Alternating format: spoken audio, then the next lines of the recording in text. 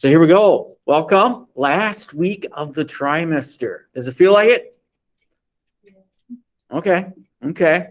Good, good. It is the end. Hopefully you had a good weekend. Few days to rest, recoup, and get ready for this last week. Any big highlights over the weekend? Get some fishing in or sunning in, boating in, did some kayaking, did some home repair stuff, repaired the deck, all that. So, but hopefully you had a good weekend, rest, relax, and let's get ready to finish this strong here. All right. And so that's what we need to do.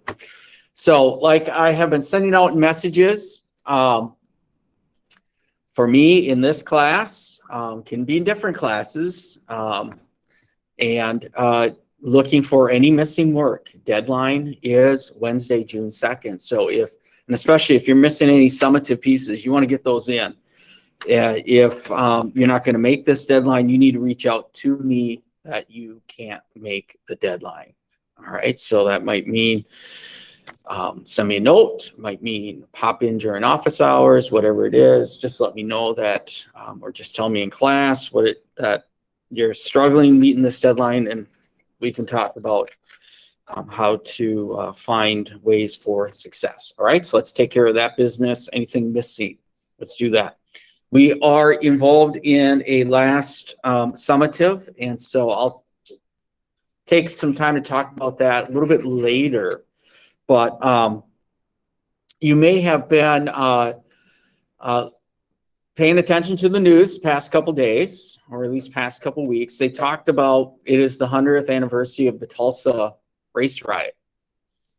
And that's been getting some national spotlight as well. And there's been some shows on the History Channel, put together a little special that aired on the 31st. And then yesterday, there's been some other shows as well. May 31st to June 1st was when the Tulsa riots had occurred. And look back at one of our assignments. A couple of our assignments actually had the race riots on it. Tulsa riots was the origin, tactics, and organizations activity you did. The Tulsa riot was on it. And so with that, I did watch the History Channel special. And it was, I thought, pretty well put together. A message that was coming out of this race riot, or at least the show, was the idea of how do we move forward from an event like that.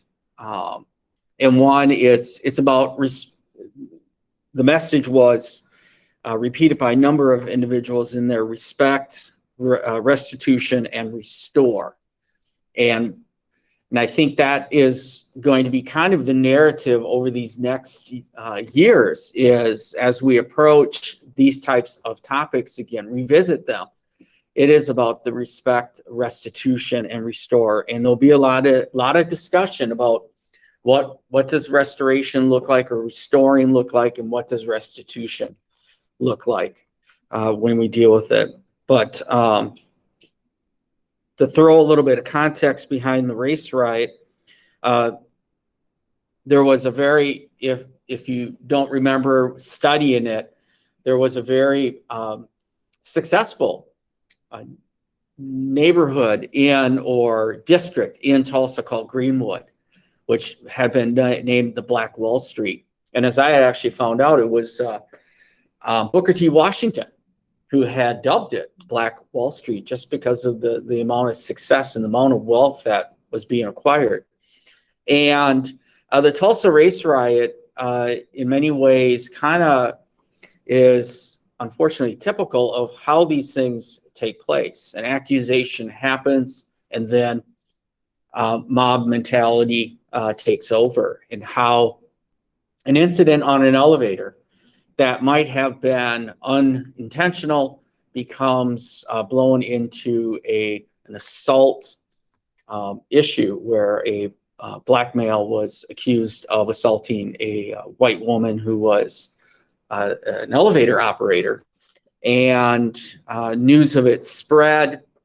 The African-American male gets arrested, and a mob takes over and builds and builds and builds. And so on May 31st to June 1st, you have basically the assault on Greenwood District, in which over 100 individuals becomes victims in this race riot. And when I say 100 victims, majority of them being African-American victims.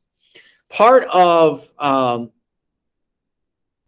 story that was being told last in the special was there's mass graves in Tulsa, and the mass graves are being viewed as the victims of this race riot, and so they were showing the digging up of the graves, and sure enough, it was proven to be true that these are victims. They were put basically in an unmarked area of a cemetery, and throughout the city, I believe, is what you might find is the case. So so the past couple of days, that seems to be part of this national narrative that is playing out.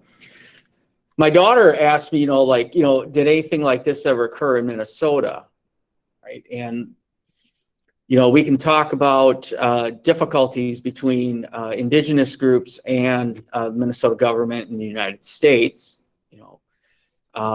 and the 1862 uprising and bounties being placed on indigenous people. But in Minnesota, almost a year earlier, we had the lynching in Duluth of 3 African-American males.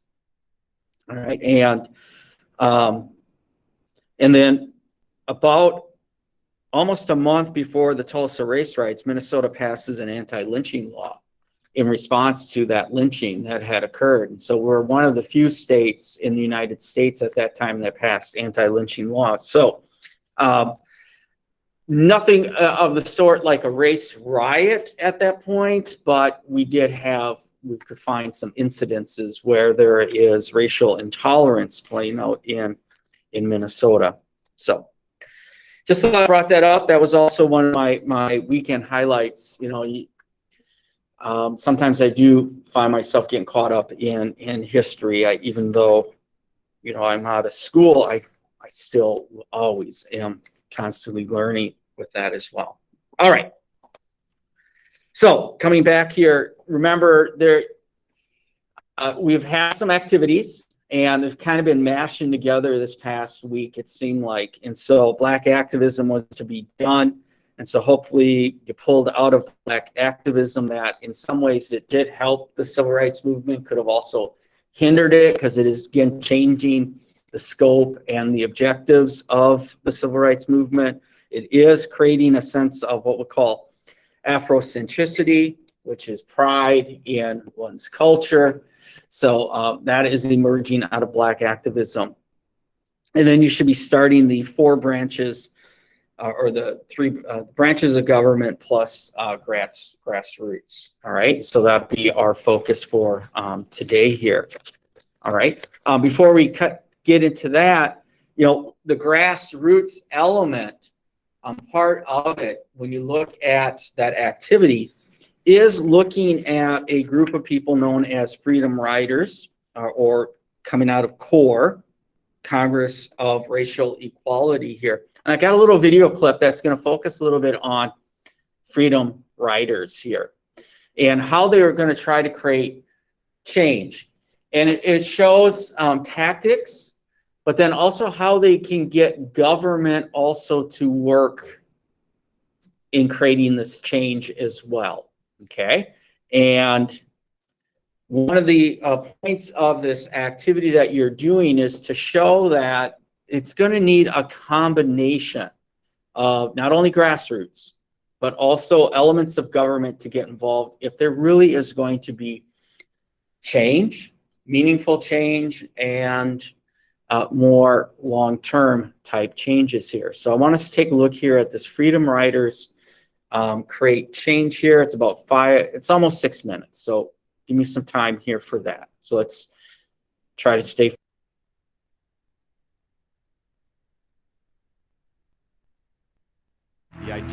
freedom rides is a really radical idea. The idea of going into Mississippi and going into Alabama and challenging segregation so frontally and so aggressively in many ways is something that alarmed not only those who oppose civil rights, but those within the civil rights community. The first 2 days of the ride was uneventful. If we could do this all the way through, then we will have achieved what we had set out to do. There were 2 buses leaving Atlanta for Birmingham that Mother's Day morning. 1 Greyhound, 1 Trailways. So 2 groups of freedom riders. They left an hour apart. Only one made it all the way to Birmingham. The Aniston clan had it all worked out. There was a flash fire on the bus. Pretty soon, the whole back of the bus was black. You couldn't even see in front of your face. People were gagging and they were crawling around on the ground. They were trying to get the smoke out of their chest. It was just an awful scene. The people on the Trailways bus going into Birmingham don't know that the Greyhound bus has been burned in Aniston, outside Aniston. Now they're going into a city which is the worst city for race in the whole United States. The Birmingham Police Department, headed up by Bull Connor, had made an agreement with the head of the Klan to give them time to beat up the Freedom Riders at the Trailways bus station. Why are you planning to keep up this ride? We're planning to keep it up because we feel that we must not surrender to violence. At a certain point, the Kennedy administration and the state officials in Alabama make a decision to do what they could have done in the first place, and that is provide the protection necessary to make sure that the Freedom Riders get to the border of Alabama and Mississippi safely. We escorted them all the way with state troopers and National Guardsmen all the way to the Mississippi line. The arrangement is made between the federal government, Robert Kennedy, and the most powerful man in Mississippi, James O. Eastland, the senator. In exchange for providing safety for the Freedom Riders, their civil rights can be violated and they can be arrested in Jackson peacefully and calmly under laws which have twice been invalidated by the U.S. Supreme Court. Our law enforcement officers did, in fact, enforce these laws, and they will continue, ladies and gentlemen, to enforce all of the laws of the state of Mississippi.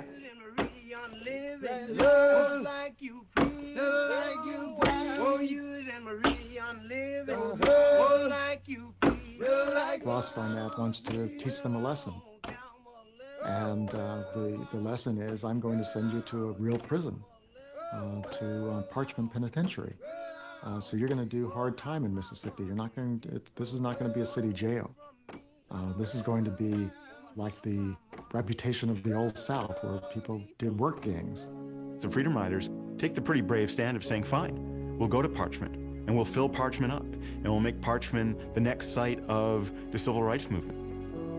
We must now fill the jail and be willing to remain for at least a minimum of 60 days or more. It became a continuation of the Freedom Ride. Parchment becomes every much a location in the Freedom Rides as the bus depots themselves. They intensify the whole project, and they have people coming in from all across the country to participate. And they're coming in by plane, and they're coming in by bus, and they're coming in by train. I want to help break down this barrier of segregation. How about you? Can you give me any of your feelings on why you want to take part in this? Well, I want to help establish the right of all Americans to eat together and to travel together. Why do you think it's your responsibility? I think it's every American's responsibility. I only think that some are more conscious of their responsibilities than others. As the Freedom Rider leaders called for more freedom rides going into Mississippi, Bobby Kennedy decided to go formally to the Interstate Commerce Commission, the ICC, and to ask them for a sweeping desegregation order. As Attorney General, Bobby Kennedy didn't have the power to take down the Jim Crow signs. Only the ICC did. Now the matter is before the ICC. We have taken action in the government to try to end segregation in all of these facilities. Eventually, there were over 430 Freedom Riders, 300 of whom ended up at Parchman. They became even more committed. They became the shock troops of the movement. We had moments there to learn, to teach each other the way of nonviolence, the way of love, the way of peace. Finally, on September 22nd, after hundreds of arrests, the ICC issued its order. It gave the Freedom Riders what they've been asking for. The colored-only, the whites-only signs that had been in the bus and rail stations for generations, they finally came down.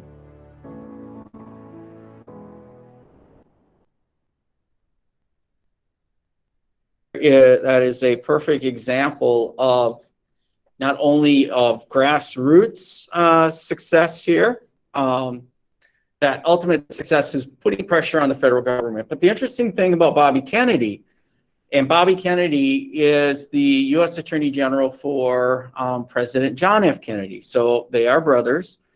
And it seemed like he was reluctant at first as the Attorney General to really get involved in the civil rights movement. And so you can see sometimes him working with some of the Southern governors, and others might look at that as impeding the process. But when you look at the Freedom Riders, what are they willing to do? What were the Freedom Riders willing to do here? Which is a good example of others involved in this movement are willing to do. What are they willing to do? Yeah, they're willing to do jail time, and they're willing to do the hard jail time. This isn't city jail. This isn't county jail. This is hardcore state penitentiary type jail time.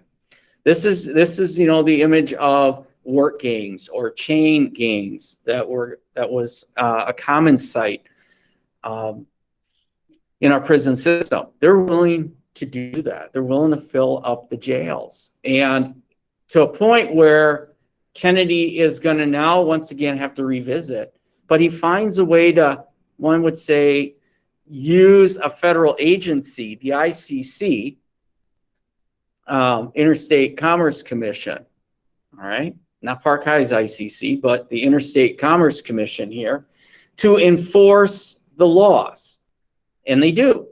And those signs do come down. So here is an example of success. Even though the federal government may look reluctant at first, it eventually does get involved and you have that success. In the case of Bobby Kennedy, by 1968, one would say he is full on invested in the civil rights cause. And so when he was running for president in 1968, many in the civil rights movement thought here is a potential candidate here that can really take it to another level. Unfortunately, just like Dr. King, Bobby Kennedy is assassinated in 1968. And so that just throws everything in a quagmire and chaos. That 1968 election is a very interesting one, in that the Democrats now have to go and find realistically another viable candidate. And they do, and his name is Hubert H. Humphrey. Does that name sound familiar? Hubert H. Humphrey?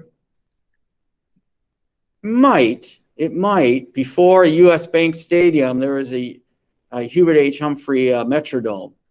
And he was also the vice president for Lyndon Johnson at the time, and he was a U.S. senator, had been a U.S. senator from Minnesota, and an attorney general from Minnesota.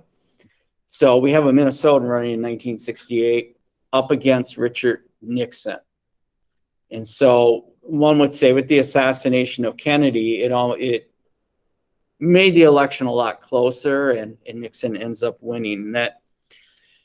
And that election in some ways derails or slows down civil rights. So again, we can talk about events and people and outcomes of certain situations. All right, so with that, You have this activity, the four branches, contribution to civil rights, and that fourth branch being grassroots.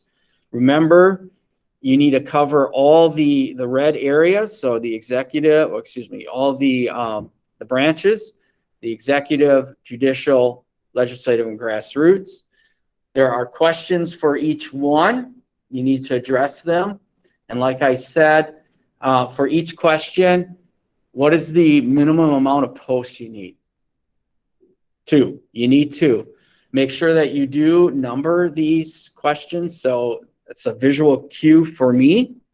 That'll be helpful. You have with this, you got all these presidents and executive orders like in this category, but you are looking for a combination of these to help answer them. You do not have to cover all of this, but enough where you think, hey, I think I answered the question appropriately. I've got a couple presidents in here in their executive orders. I think I got it covered. So don't necessarily feel like you have to, but also mix it up. Don't always keep going to, let's say, Johnson or going to Eisenhower, because we do want to showcase how multiple presidents can help out here. And same thing with judicial. You can go to some of these cases that we do know, but maybe mix it up too and include some that you don't. All right, and the grassroots, even though there's one question, so 2 posts, you do have 4 different types of grassroots groups in there. There's a couple others that we left out, but these are the kind of like the big 4. All right, and make sure that you do get your final post here is the BHQ. Question? Do we need 2 posts for each question or each branch? For each question. So I made that adjustment last time. Okay. History time. Hello, Mr. Newcomb. Hello, it's Mr. Newcomb. Okay. Yep. All right, back in. So yes, last Thursday I made the correct the adjustment where I would like to have, because realistically for each question you need 2 posts. So that's why in the executive you're going to have at least 4 posts. All right. Anything that needs to get clarified on that one? All right. So with that, you can work with a historical buddy. You want to make sure that you pick which format you're going to use. All right. That's also important too. Making sure that if you are working with someone that you're giving the credit where credit is due. And this is due Thursday. All right. It's due Thursday. And you know on Thursday is the day in which you turn in your electronic device, correct? That's 3rd hour, so we don't have to worry about that. So you'll still have your electronic device for 2nd hour. So you should be able to get it done. All right, so maximize your time. Let's do it unless you have questions. Start in on it. Those at home, if you have questions, stay on, please, and let me know. If not, you can exit and have a wonderful Tuesday.